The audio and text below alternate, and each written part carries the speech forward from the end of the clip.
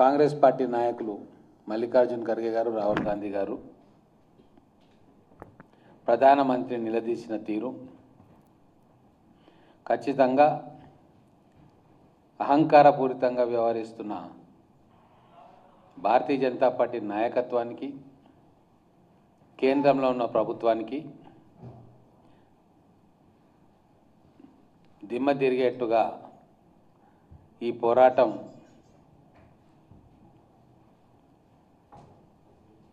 వారికి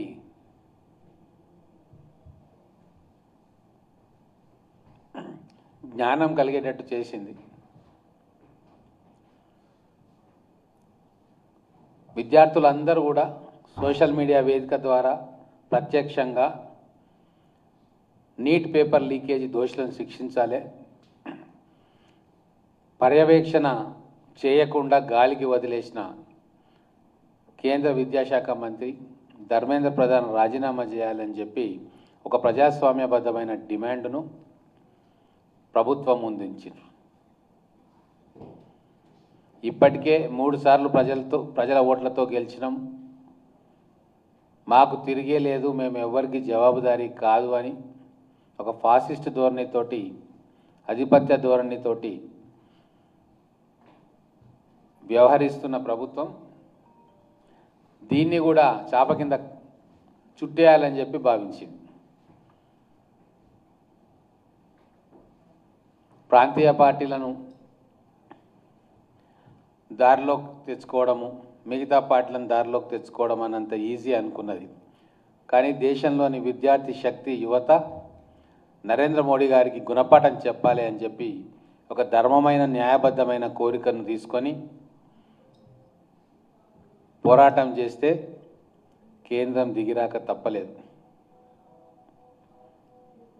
ఎన్నోసార్లు యువత అనేక ఉద్యమాలు చేసింది. కానీ ఈరోజు నీట్ పేపర్ లీక్ మీద చేసిన ఉద్యమం ప్రత్యేకమైనది, ఆ టైమింగ్ కూడా ప్రత్యేకమైనది. ఇది కేవలం విద్యార్థులకు సంబంధించిన సమస్య అయినా, కొన్ని లక్షల మంది నీట్ ఎగ్జామ్ రాసిన విద్యార్థుల సమస్య అయినా, ఇది భారతదేశంలో ప్రకంపనలు సృష్టించింది అంటే దీన్ని లోతుగా విశ్లేషణ చేయాల్సిన అవసరం ఉంది. మొదటిసారి అవకాశం ఇచ్చిన నరేంద్ర మోడీ గారికి ఆయన చేసిన వాగ్దానాలు ఏవి నెరవేర్చలే. ఎలక్షన్ టైంలో భావోద్వేగాలకు గురి చేసి శత్రుదేశం మీద అటాక్ను ప్లాన్ చేసి ఒకలాంటి ఎమోషన్ మీద గెలిచిండు.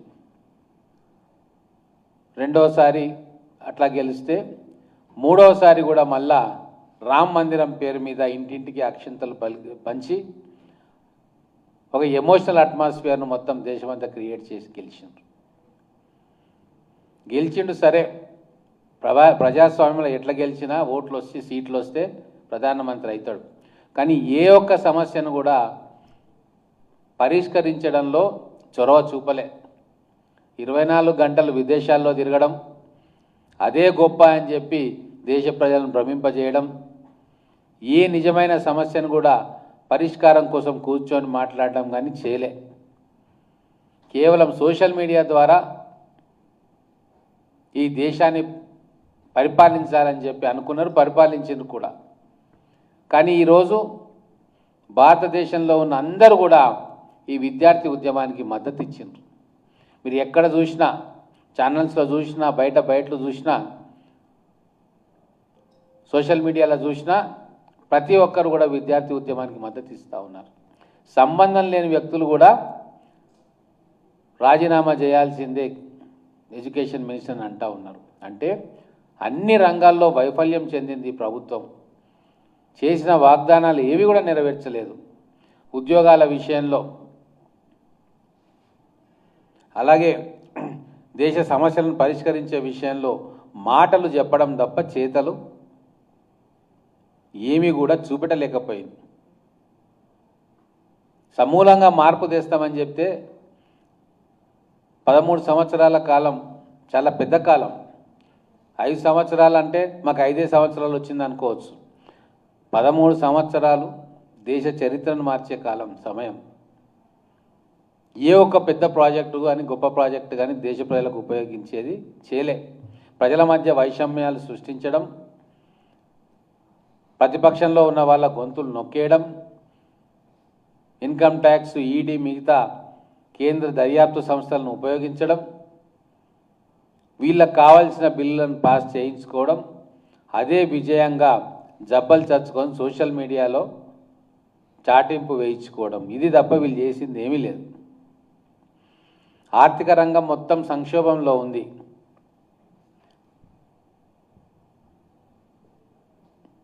దేశంలో సామాన్యుడు బతకలేని పరిస్థితి ఉంది. రాష్ట్రాలకు వాళ్ళు ఇచ్చే గ్రాంటులు ఇవ్వకుండా ముప్పు తిప్పలు పెడతా ఉన్నారు. దేశం అంటే కేంద్ర ప్రభుత్వం ఒకటే అన్నట్టుగా వాళ్ళ వ్యవహార శైలి. రాష్ట్రాలను ఆదుకోవడంలో కావచ్చు, సహాయపడడంలో కావచ్చు, సమస్యలను పరిష్కరించడం కోసం కావచ్చు, ఏ రకంగా సహాయ సహకారాలు చేయలే. కొత్త ఇండస్ట్రీస్ తీసుకొచ్చే పని కూడా పూర్తి స్థాయిలో చేయలే. కేవలం గుజరాత్కు కొన్ని పరిశ్రమలను తీసుకొచ్చిన తప్ప వాళ్ళ విదేశాంగ విధానం అట్టర్ ఫ్లాప్ అయిపోయింది. ఏ దేశం కూడా సంపూర్ణంగా మనకు మద్దతు ఇచ్చి మన పక్కన నిలబడే పరిస్థితి లేదు. అంతర్గతంగా కూడా లా అండ్ ఆర్డర్ సమస్యలు ఎక్కడికక్కడ మణిపూర్ సమస్యను పరిష్కరించలేకపోయినరు. ఇన్ని రకాలుగా వైఫల్యం చెందుతున్నది. ప్రజల్లో నైరాశ్యం, కసి, కోపం అవన్నీ కూడా గూడు కట్టుకుంటున్న తరుణంలో యువత ఈ ఎగ్జామ్ పేపర్ లీక్ మీద బయటికి రావడంతో ప్రజలందరూ కూడా ప్రత్యక్షంగా పరోక్షంగా వాళ్ళకు మద్దతునిచ్చిండ్రు. ఇది ఖచ్చితంగా ప్రజాస్వామ్య విజయమే. చీమలే కదా నలిపేద్దాం అనుకుంటే విద్యార్థులు ఎంత వాళ్ళ మీద కేసులు పెట్టచ్చు, లాఠీచార్జ్ పెట్టచ్చు, లాఠీచార్జ్ ప్రయోగం చేయొచ్చు, బాష్పవాయు ప్రయోగం చేయొచ్చు. వాళ్ళు మాకు లెక్కే కాదు అని విర్రవీగిన ప్రభుత్వం ఈరోజు విద్యార్థుల ప్రతి డిమాండ్కు తల ఒగ్గి రావాల్సిన పరిస్థితి వచ్చింది అంటే ఇది ఖచ్చితంగా ప్రజాస్వామ్య విజయం.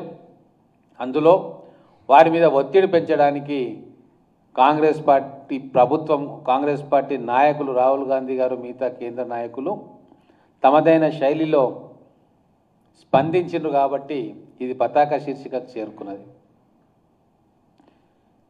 చీమలే కదా నలిపేయాలనుకుంటే ఆ చీమలే దండుగా మారి ఈరోజు మోడీ గారి అహంకారానికి చావు దెబ్బ కొట్టింది. ఇది ఖచ్చితంగా రాబోయే మార్పుకు సంకేతం. వచ్చేసారి మళ్ళొకసారి నరేంద్ర మోడీ గారి మీద విశ్వాసం మేము చూపము అని చెప్పడానికి ఈ యువత చేస్తున్న ఉద్యమానికి, చేసిన పోరాటాలకు మద్దతుగా నిలిచిన కోట్ల మంది భారతీయుల మనోగతం స్పష్టంగా తేటతెల్లమైంది.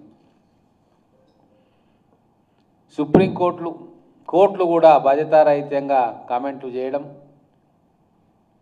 ఎవరి ఇష్టం ఉన్నట్టు వ్యవస్థల మీద గౌరవం లేకుండా మాట్లాడడం, రాజ్యాంగ వ్యవస్థలు దుర్వినియోగపరచడం, అధికార యంత్రాంగం దుర్వినియోగపరచడం, ఒక విధంగా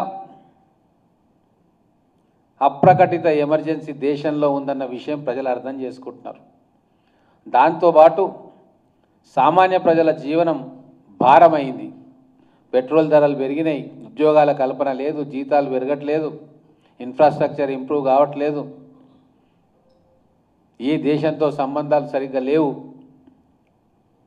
అన్ని రకాలుగా టోటల్ ఫెయిల్యూర్గా మోడీ 3.0 ప్రభుత్వం ప్రజల మనసులో ఫెయిల్యూర్గా ఈరోజు నిలిచిపోయింది.